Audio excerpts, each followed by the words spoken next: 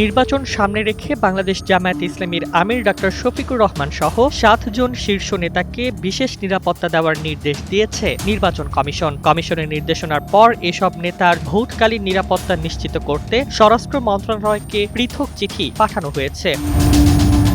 মঙ্গলবার ২০ জানুয়ারি বিষয়টি নিশ্চিত করেন ইসির উপসচিব মোহাম্মদ মনির হোসেন। তিনি জানান, জামায়াতের আবেদনের পরিপ্রেক্ষিতে প্রয়োজনীয় ব্যবস্থা নিতে স্বরাষ্ট্র মন্ত্রণালয়ের সিনিয়র সচিবকে ইতোমধ্যে চিঠি দেওয়া হয়েছে।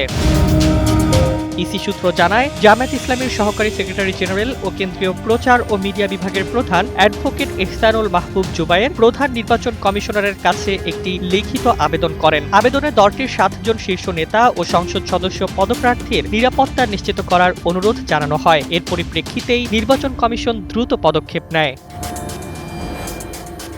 নিরাপত্তা পাচ্ছেন জামায়াতের আমির ডক্টর শফিকুর রহমান। জীবন অবাক না করলে কে করবে? 28% মিল্ক ফ্যাটের অবাক করার সাথে ফ্রেশ মিল্ক পাউডার। জীবন অবাক করুক প্রতিদিন। নায়েবে আমির ডক্টর সৈয়দ আব্দুল্লাহ মোহাম্মদ তাহের, নায়েবে আমির ATM Azharul Islam, secretary general অধ্যাপক মিয়া গুলাম পরোয়ার, নায়েবে আমির অধ্যাপক মুজিবুর রহমান, সহকারী secretary general doctor Hamidur Rahman Azad এবং সহকারী সেক্রেটারি জেনারেল মাওলানা রফিকুল ইসলাম খান।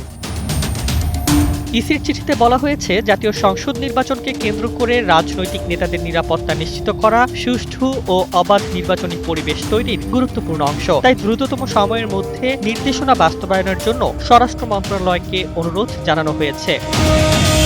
এই বিষয়ে নির্বাচন কমিশনার আব্দুর রহমান এল মাসুদ বলেন, জামায়াতের আবেদনের পর প্রয়োজনীয় ব্যবস্থা গ্রহণের জন্য আমরা স্বরাষ্ট্র মন্ত্রণালয়ে বিষয়টি পাঠিয়েছি।